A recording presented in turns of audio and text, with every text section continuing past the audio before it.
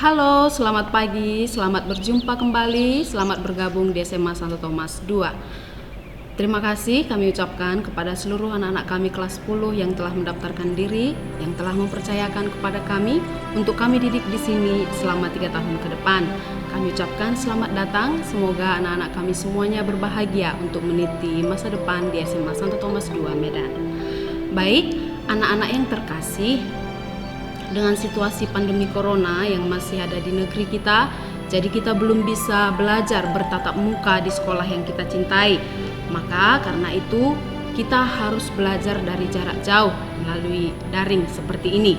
Maka walaupun demikian kami harapkan bahwa kita tetap berbahagia bersama-sama, walaupun tidak bisa bertatap muka di sekolah, bertemu dengan para bapak ibu guru, teman-teman, dan bahkan mungkin anak-anak yang terkasih belum kenal siapa-siapa saja gurunya, begitu ya. Tapi walaupun demikian, kita sebagai manusia yang beriman, mari kita bersama-sama berdoa semoga bumi kita cepat pulih. Oke, anak-anak yang terkasih, pada pagi hari ini kita akan mulai belajar. Pada hari ini kita belajar bersama dengan ibu itu adalah pelajaran agama Katolik.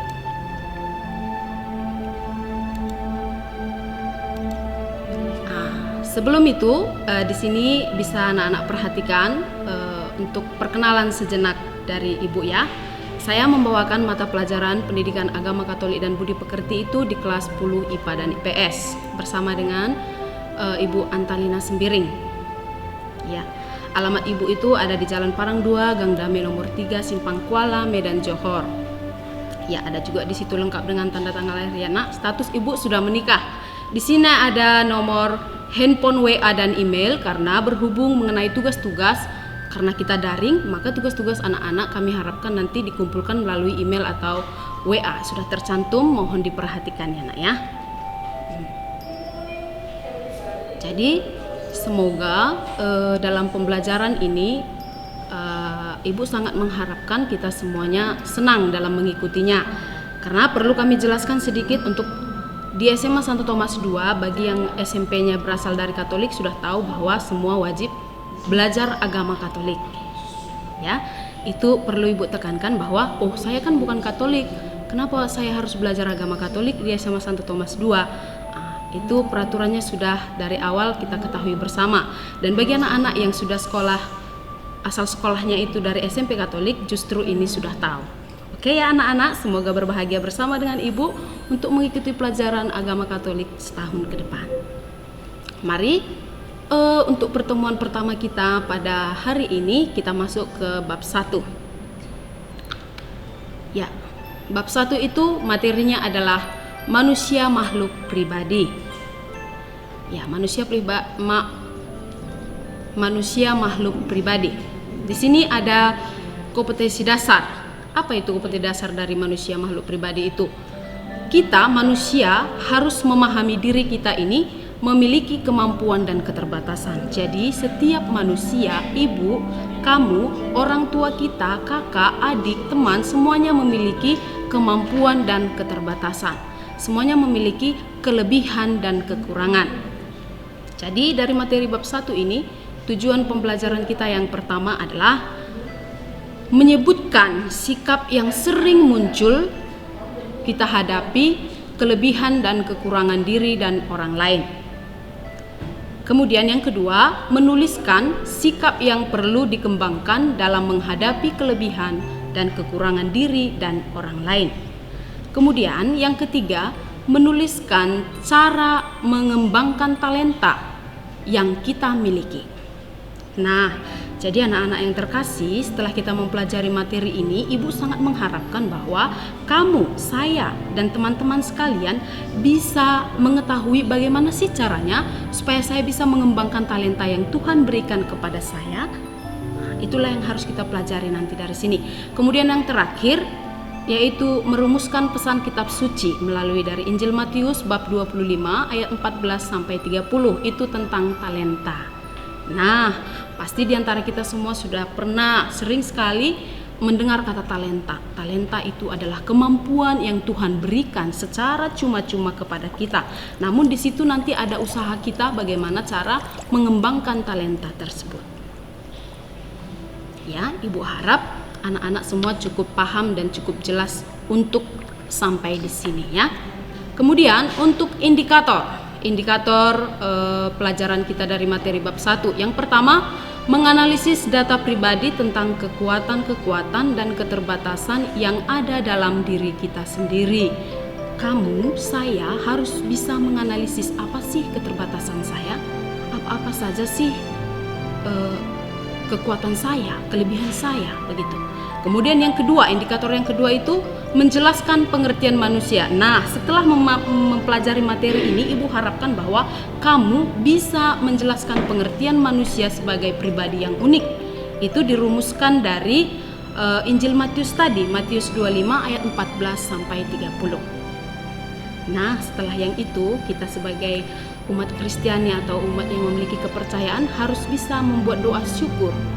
Doa syukur yang di dalamnya berisi karena kita diciptakan oleh Tuhan sebagai pribadi yang unik. Nah, setelah itu nanti Ibu juga akan kasih kamu tugas untuk beberapa kali pertemuan ke depan mungkin ya, membuat simbol dirimu. Apa sih diri saya dilambangkan dengan apa? Misalkan Ibu mau lambangkan diri saya itu dengan matahari. Nah, di dalam lambang, di dalam simbol itu berarti ada maknanya. Maka maknanya itu nanti kamu buat penjelasan sendiri. Saya lambangkan contohnya diri saya sebagai matahari. Maknanya bagi saya adalah matahari itu sangat penting bagi bumi ini. Misalkan tanpa ada matahari tidak ada terang, maka saya tidak bisa melihat apa-apa misalkan. Atau kamu membuat simbol dirimu itu sebagai pulpen. Apa sih maknanya? Atau kamu membuat lambang dirimu itu sebagai bunga mawar. Menceritakan apa sih bunga mawar itu? Dan Ibu harapkan lambangmu itulah yang kamu pedomani di dalam kehidupanmu sehari-hari. Nah, itulah untuk indikator materi dari bab 1 makhluk pribadi ya. Oke, anak-anak yang terkasih, dalam bab ini kita akan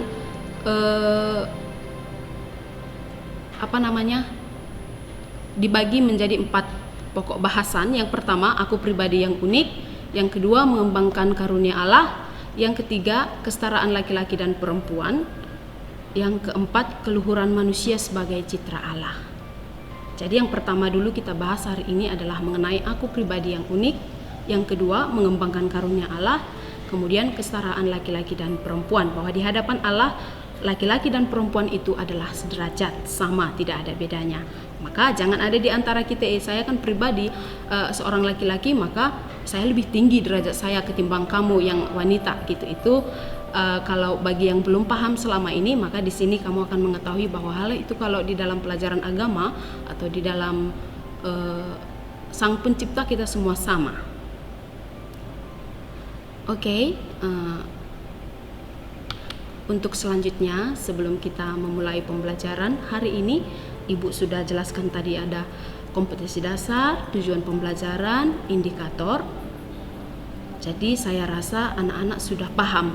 Ini untuk pelajaran agama Katolik di kelas 10 IPA dan IPS, manusia makhluk pribadi mau hendak dibawa kemana. Misalkan kita sekarang sudah naik angkot nomor berapa, tujuannya kemana.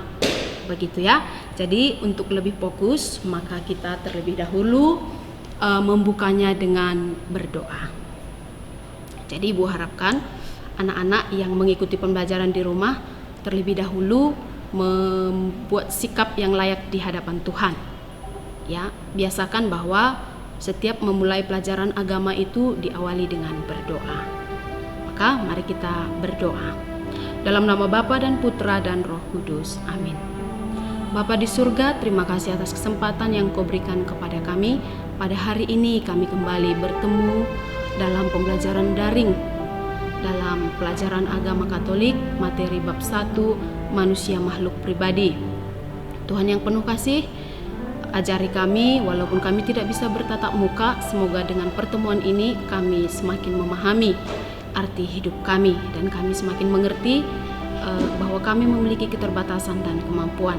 Terima kasih Tuhan, kami berdoa melalui pelancaran anak-Mu Yesus Kristus, Tuhan kami. Amin. Dalam nama Bapa dan Putra dan Roh Kudus. Amin. Oke, anak-anak yang terkasih, sekarang kita lanjut ke materi selanjutnya. Tadi doa sudah, ya. Oke. Manusia makhluk pribadi. Ya. Yang pertama yang menjadi tugasmu sekarang, saya yakin kamu sekarang di rumah mengikuti pelajaran ini, adalah ambil kertas atau buku lah ya, buku catatan agama. Yang pertama saya suruh kamu mengerjakan apa yang sudah ada di dalam PowerPoint itu. Yang pertama itu bisa anak-anak semua lihat ya, di PowerPoint jelas disuruh di situ. Coba kamu menuliskan ciri-ciri yang ada di dalam dirimu. Ya, ciri-ciri baik termasuk sifat, kebiasaan baik dan buruk. Jadi di dalam bukumu sekarang itu kamu buat itu dalam bentuk 2 kolom ya nak, buat A dan B. Lalu tulis di situ kebiasaan sifat baik dan buruk.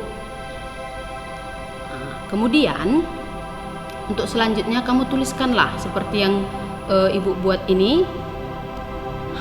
Ini ya, terlihat ya nak ya. Coba perhatikan. Ada A, ciri-ciri fisik, sifat baik dan buruk. Itu yang A, kemudian yang B juga demikian. Contohnya, misalkan rajin belajar, suka menolong, dan seterusnya. Yang perlu kamu tuliskan itu adalah sifatmu sendiri. Kamu itu orangnya bagaimana? Baik di dalamnya sifat, baik itu karakter, dan lain-lain. Tulislah sebanyak mungkin. Sebanyak mungkin kamu kerjakannya nak di buku catatan agama. Saya yakin buku catatan agamanya ini masih baru, belum ada catatan yang lain-lain karena kamu ini kan masih kelas 1 ya, masih bersih. Maka diawali dengan ini dulu. Tuliskanlah dulu ciri-ciri fisikmu, sifatmu, kelakuanmu. Kamu itu apa? Malas bangun, malas mandi, suka marah-marah, kerjanya hanya main handphone saja begitu ya. Kemudian selanjutnya yang B dibiarkan, kolom B itu dibiarkan. Kenapa dibiarkan? Nanti ibu suruh itu menjadi tugasmu di rumah. Kan kalau biasanya kita kalau ketemu muka di sekolah itu saya akan suruh kamu itu diisi oleh kawan-kawanmu. Ini enggak, maka itu akan diisi oleh anggota keluarga di rumah. Boleh papa, boleh mama, boleh kakak, boleh adik, siapa saja, boleh bibi atau siapa saja yang ada di rumah. Nanti kan kamu buat kamu itu misalkan rajin belajar. Rupanya yang dituliskan papa, kamu itu malas belajar. Itu yang di bagian B. Dengan begitu nanti kamu akan lebih mengenal dirimu itu siapa sebenarnya. Oke, cukup paham di sini ya. Cukup paham ya, untuk lebih memahami materi manusia makhluk pribadi ini nak, kita harus terjun ke dalam diri kita sendiri. Jangan dulu orang lain. Oke? Ya, oke. Ibu harap sudah paham sampai di situ. Untuk selanjutnya kita masuk ke penjelasan dari materi ya. Ya. Tuhan menciptakan setiap orang berbeda. Unik berarti berbeda, istimewa dibandingkan dengan yang lain. Keunikan adalah karunia istimewa dari Allah. Jadi keunikan itu adalah pemberian Tuhan secara istimewa kepada kita. Dan ibu harapkan kita harus menyadari itu. Yang menjadi masalah adalah kita sering sekali tidak menyadari itu dan akhirnya lupa bersyukur. Ya, itu yang sering terjadi. Ya, di dalam PowerPoint jelas dikatakan di situ. Tidak ada yang sama persis, termasuk yang kembar sekalipun pasti ada bedanya. Itulah makanya unik. Jadi manusia itu adalah makhluk pribadi yang unik. Tidak ada yang sama, semua pasti ada yang beda. Ya, fakta ini menunjukkan kepada kita bahwa Tuhan sangat serius menciptakan kita. Jadi Tuhan itu menciptakan kita itu serius ya nak, bukan main-main ya. Setiap pribadi diciptakan dengan detail, selalu berbeda dengan yang lain ya. Tidak asal copy paste seperti kita mengcopy paste tugas-tugas bagi anak-anak yang malas mengerjakan tugas mungkin sudah mengerti itu apa copy paste. Tidak ada yang diubah satu huruf satu angka pun, semua persis sama. Jadi Allah tidak ya. Begitu banyak manusia di dunia ini tidak ada yang persis sama sekalipun kembar. Itulah dasarnya Allah kita itu ya nak. Hanya kadang kita nggak sadari itu. Makanya kita sering merusak tubuh kita sendiri. Nah, nanti larinya atau maksud dari materi ini supaya kita bersyukur atas diri kita ini, tidak mengubah diri kita ini begitu sempurna Tuhan ciptakan untuk kita ya. Walau jumlah manusia miliaran, tiap saat lahir 10.000 bayi baru di Indonesia, tidak ada yang sama. Seperti yang Ibu katakan tadi ya, hormati perbedaan, hargai keunikan, sebab itu memang sengaja diberikan Allah kepada setiap orang. Ya, ini PowerPoint yang barusan Ibu bacakan tadi terlewatkannya, Ibu ulang ya nak, bisa dibaca kembali. Oke, untuk selanjutnya kita masuk ke dalam keunikan-keunikan yang sering tampak di dalam kehidupan kita, di dalam setiap pribadi. Yang pertama itu fisik. Fisik itu yang bagaimana sih? Raut wajahnya, postur tubuhnya, jenis rambutnya, warna kulitnya, bentuk giginya, cara tertawa, suara dan lain, pasti tidak ada yang persis sama. Yang kedua, psikis atau sifat ramah. Ini psikis termasuk sifat ya, ada yang ramah, sabar, rajin, ulet, tekun, pendiam, pengamat, atau pencemas. Kamu yang mana ada di sini? Untuk selanjutnya, pengalaman hidup dan interpretasinya. Ya, meskipun kita hidup bersama satu kelas atau satu keluarga di rumah, punya guru yang sama atau punya orang tua yang sama dan pelajaran yang sama pada jam yang sama, tapi setiap orang pasti berada dan peran yang berbeda. Iya, yang seorang merasa semangat, yang lain ngantuk. Iya, itu sering kalau kita nanti sudah bertatap muka di sekolah kita yang tercinta, pasti ada nanti anak-anak yang semangat, ada lagi nanti temanmu yang ngantuk. Itulah ajaibnya Tuhan itu ya. Kemudian yang seorang aktif, yang seorang lain yang pasif. Ini pasti ada. Kemudian yang seorang berbicara, yang lain mendengar. Ini contohnya, saya berbicara menjelaskan melalui video pembelajaran ini, maka kamu mendengarkan di rumah sambil memperhatikan lewat PowerPoint. Begitu seterusnya. Kemudian keunikan ini sangat membantu kita mengenal diri sendiri dan orang lain. Misalnya saja, jadi saya tahu bahwa saya pendek karena saya bertemu dengan orang yang lebih tinggi dari saya. Itu termasuk keunikan. Kemudian ketika saya bernyanyi, saya jadi tahu suara saya adalah tenor karena ada teman yang bersuara bass atau sopran ataupun alto. Ya. Oke. Lalu kita masuk ke bagian kedua, sikap dan watak. Sifat dan watak adalah keadaan bawaan seseorang yang sudah melekat padanya dan menggerakkan tingkah laku atau sikapnya, baik itu dari sifat dan juga menjadi pembeda tiap pribadi. Jadi yang membedakan kamu dengan adikmu, kamu dengan kakakmu, kamu dengan orang tuamu itu adalah di sifat dan watak. Dari situ juga terlihat ya nak. Kemudian sifat dan watak juga menjadi pembeda setiap pribadi dalam satu kelas nanti di sekolah. Karakter tiap pribadi tertentu berbeda, meski ada hal yang sama, misalnya sama-sama rajin belajar, tapi tetap ada sifat yang tidak dimiliki oleh orang lain. Ada sifat saya yang tidak dimiliki oleh orang lain. Itulah yang disebut unik. Ya. Oke, untuk selanjutnya bagian B itu sikap. Sikap adalah perilaku atau cara seseorang bertindak. Sikap bisa bergerak spontan, bisa juga karena digerakkan oleh sifat. Sikap spontan misalnya ikut tepuk tangan ketika disuruh, sikap siap atau istirahat, sikap digerakkan oleh sifat misalnya rajin membaca, tekun berdoa, rajin mengerjakan tugas dan lain-lain, banyak lagi ya. Kemudian bagian C, proses terbentuknya sifat. Jadi sifat ini bukan instan ya nak.